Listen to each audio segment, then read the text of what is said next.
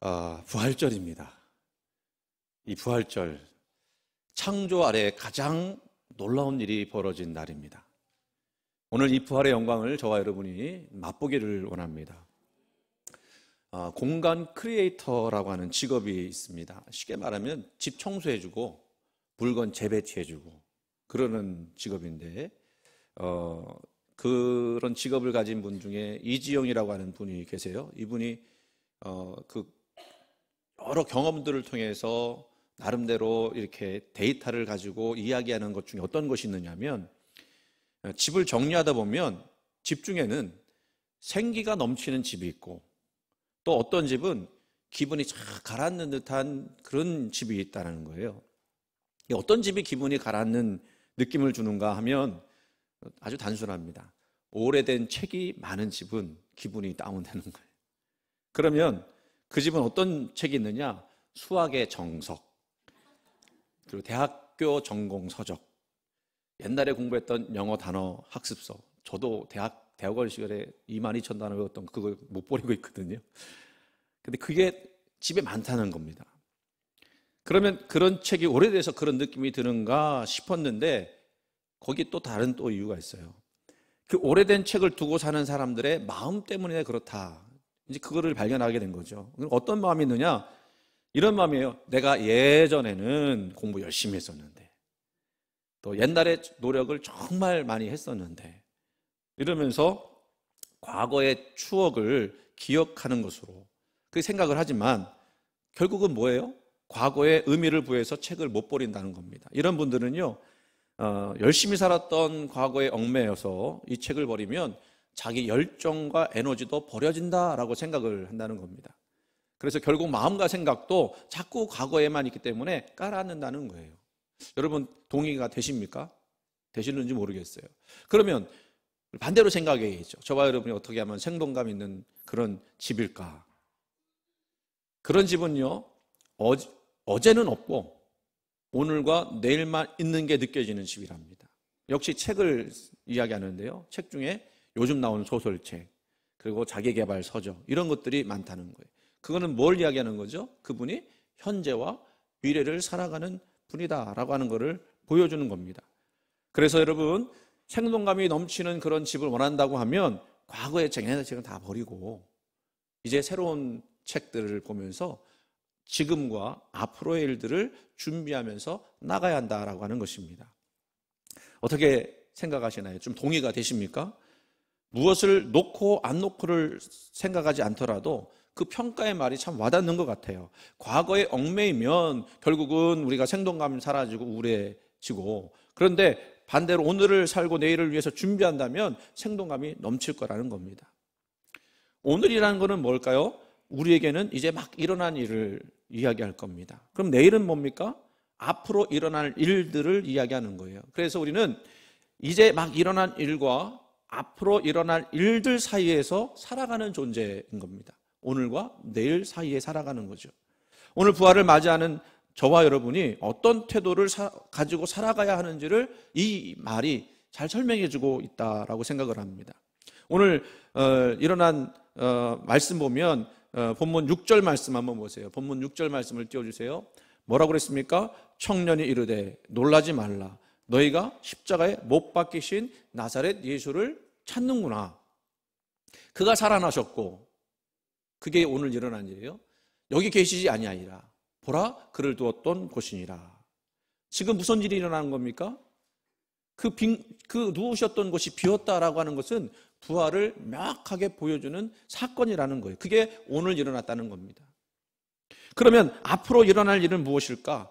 우리 하나님이 다시 이 땅에 오셔서 모든 것을 회복하시고 심판하실 때인 줄로 믿습니다. 오늘 우리 성가대 찬양, 주님께서 다시 오실 거니까 깨어서 준비하라, 이 말씀, 그 찬양하지 않았습니까? 그 주님께서 다시 오실 것을 이제 우리는 기다리고 있는 거예요. 그래서 부활이라고 하는 것은 이제 막 일어난 일, 부활의 사건과 이제 앞으로 일어날 일, 다시 오실 그 하나님이 계실 거라고 하는 것을 믿고 이 세상의 판이 뒤엎어지는 사건 가운데 살아가는 존재라는 겁니다. 판을 뒤엎는다라고 하는 것은요, 완전히 새로운 질서가 등장했다는 뜻이죠. 그 새롭게 된 세상에서 우리 그리스도인이 살아간다는 뜻입니다. 무엇 때문에 그렇게 바라보고 나가느냐? 부활이라고 하는 놀라운 사건 때문에 새로운 세상이 돌아왔다고 하는 거, 도래했다고 하는 것을 보게 되는 거예요. 그게 복음의 핵심입니다.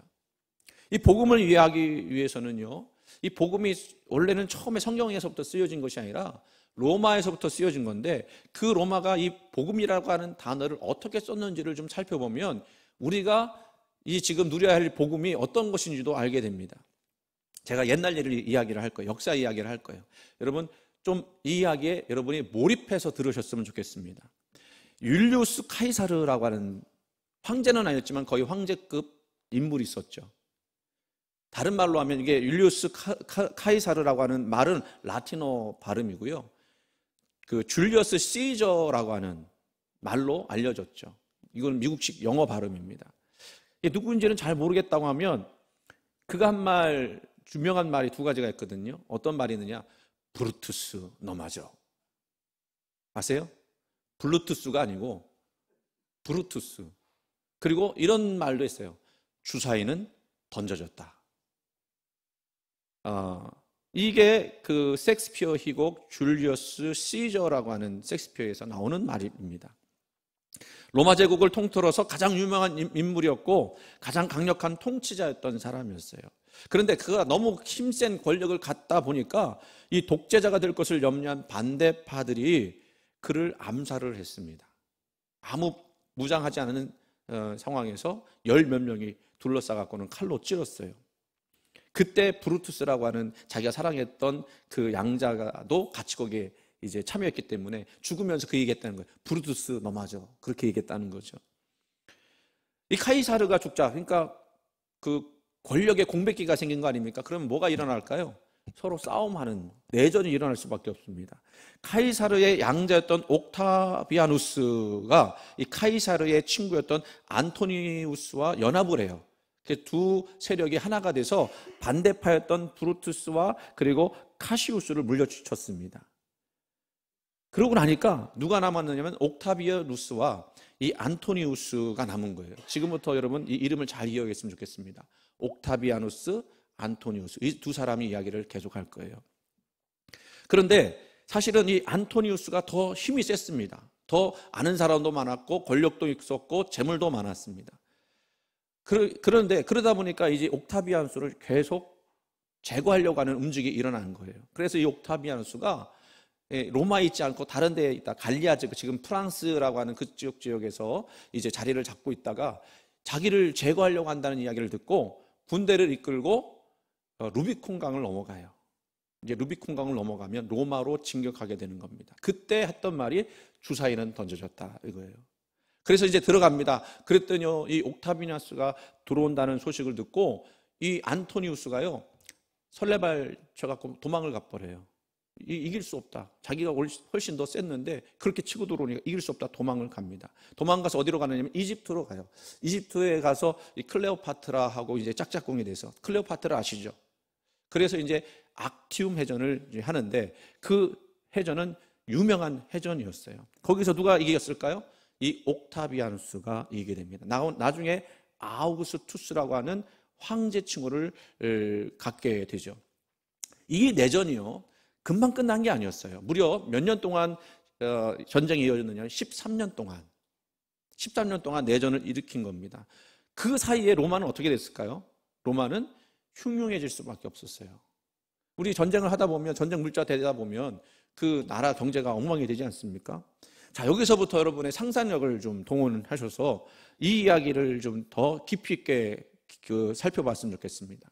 자, 그러면 로마 안에는요 두 세력이 있었을 거예요. 옥타비아누스를 지지하는 세력도 있었고, 그리고 반대로 안토니우스를 지지하는 세력들이 있었을 것입니다. 이 두 세력은 전방에서 들려오는 소식에 귀를 기울일 수밖에 없었을 거예요. 왜 그랬을까요? 누가 이기느냐에 따라서 판이 뒤집어지기 때문에. 그래서 여러분이 지금부터 이 이야기에 몰입할 때 내가 누구냐? 나는 옥타비아누스의 친구다, 지지자다 생각을 하시고 이 이야기를 들어보세요. 만약에 옥타비아누스가 승리한다면, 여러분이 지지하는 그 옥타비아누스가 승리한다면 여러분에게는 그 소식이 어떻게 영향을 미치겠습니까? 반대로 안토니우스가 승리한다면 그것은 또 이 옥타비아누스를 지지했던 나에게는 생각하기도 싫은 소식이 되고 말 겁니다. 그런데 마침내 드디어 로마의 소식이 들려옵니다. 좋은 소식입니다. 그게 뭐죠? 굿뉴스, 복음입니다. 거기서 나온 거예요. 옥타비아누스 카이사르가 대승을 거두었습니다. 이제 그가 로마의 새 주인이 되었습니다. 와, 누가 좋아했을까요? 옥타비아누스를 지지했던 사람들이 좋아했을 겁니다. 이게 복음을 설명하는 방식이었어요. 새로운 시작, 판이 뒤엎어진 세계, 이것을 그들은 복음이라고 설명을 했습니다. 이 소식은 이제 막 일어난 일에 관한 좋은 소식이었어요. 곧 황제의 칭호인 그 아우구스투스라고 불릴 이 옥타비아누스가 세상에 평화와 정의와 번영을 가져왔음을 공표하는 그런 소식이었습니다. 그러나 또한 이 소식은 옥타비아누스의 친구인 여러분에게 곧 일어날 어떤 일에 관한 좋은 소식을 암시하기도 해요. 왜냐하면 옥타비아누스는요, 전쟁에서 이겼기 때문에 전쟁에서 승리한 그 승리의 그 전리품들을 가져올 것이고, 그리고 그를 지지했던 사람들에게 상이나 직책을 주을 것입니다. 이제는 옥타비아누스를 지지했기 때문에 그 지지한 사람들에게는 꽃길만 열리게 될 거예요. 그렇죠? 여러분, 국회의원 선거가 있는데 국회의원들 막 지지하는 사람들이 막 열심히 지지한 다음에 그가 국회의원 되면 무슨 생각하죠?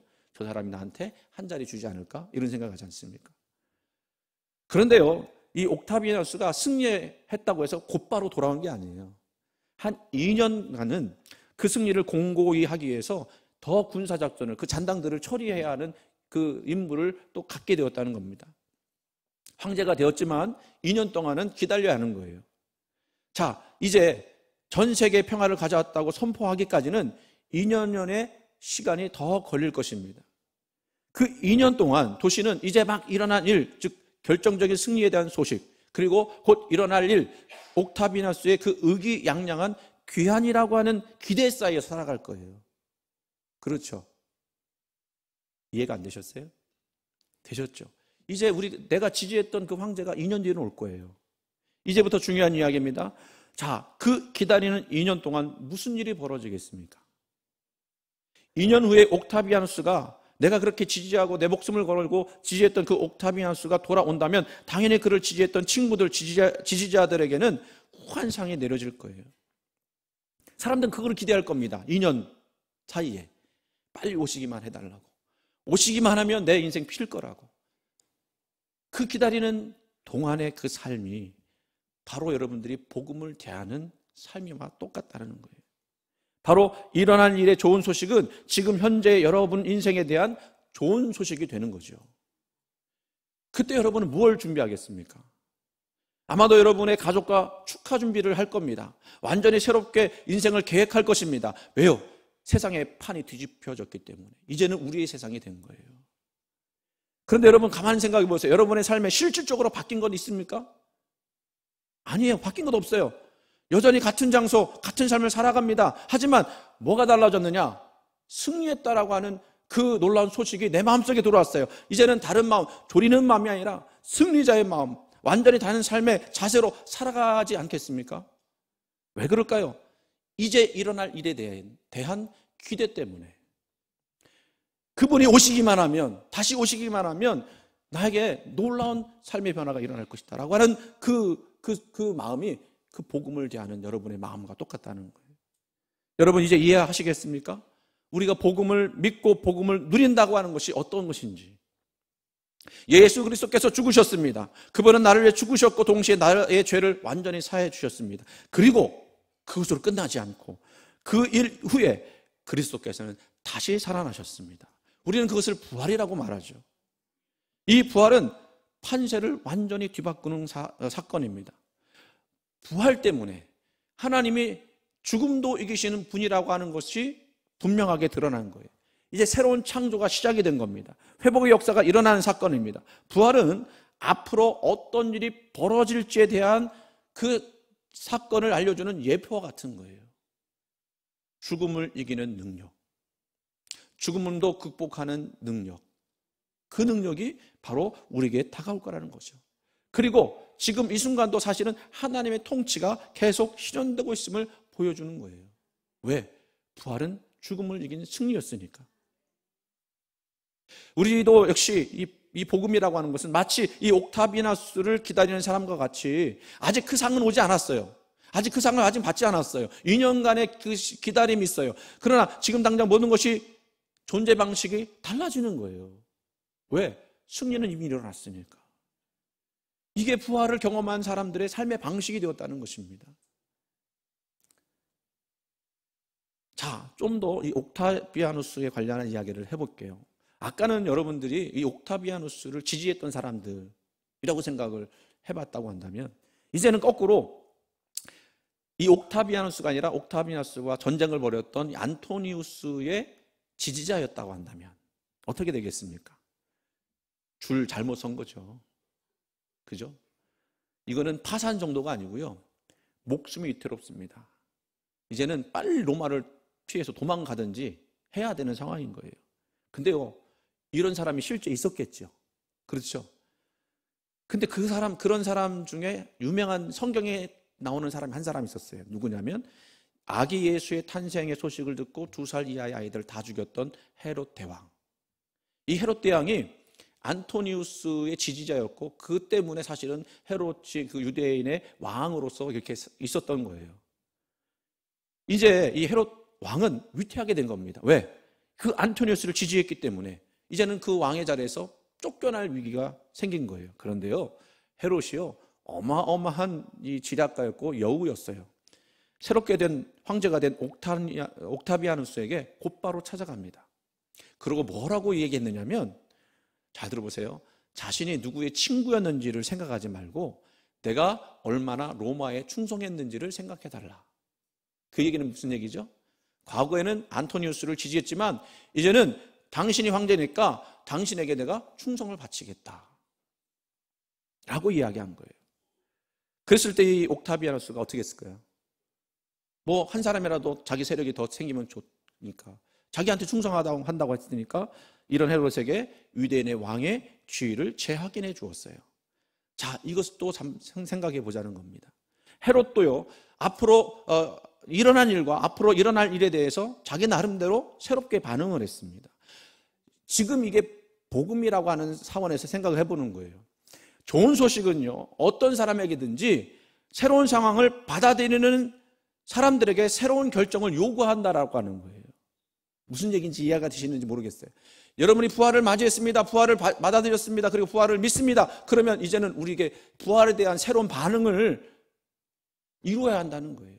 과거와 똑같이 살아가서는 안 되는 겁니다. 과거와 똑같이 아무 기대 없이 살아가서는 안 된다는 거예요. 이제는 새로운 반응으로 무엇이든지 그에게 충성하든지 아니면 그에게 어떤 복종을 한다든지 이런 반응을 일으켜야만 되는 것이 부활의 사건이었다는 것입니다. 그래서 지금 제가 여러분에게 말씀드린 것은 뭐냐면, 여러분이 이 부활절을 맞이할 때마다 야, 부활은 좋은 소식이야, 뭐 계란 나눠주는 좋은 날이야, 먹고 그냥 하루 행복한 날이야, 이거로 끝나는 것이 아니고 그 소식은 믿는 여러분들에게 새로운 반응을 요구하는 날이 되었다는 거예요. 그 새로운 반응은 뭡니까? 죽음도 이기시는 하나님의 능력이 누구와 함께 있다? 나와 함께 있다.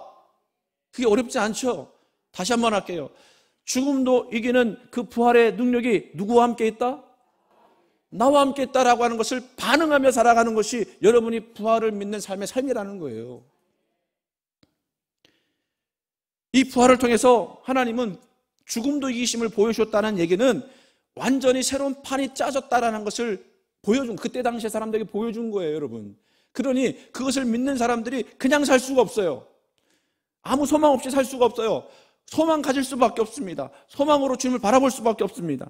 참되신 하나님의 그 예수님의 죽음과 부활이 무엇을 보여주냐면, 참된 주인은 로마의 황제가 아니라 하나님이시라는 것을 보여준 거예요. 그래서 우리는 로마의 황제에게 충성하는 사람이 아니라 이제는 하나님께 충성하는 사람으로서 우리의 마음과 삶을 주님께 드리고, 그래서 그 승리로서 살아가는 삶을 살아가는 그런 반응하는 사람으로 우리를 부르셨다는 것입니다.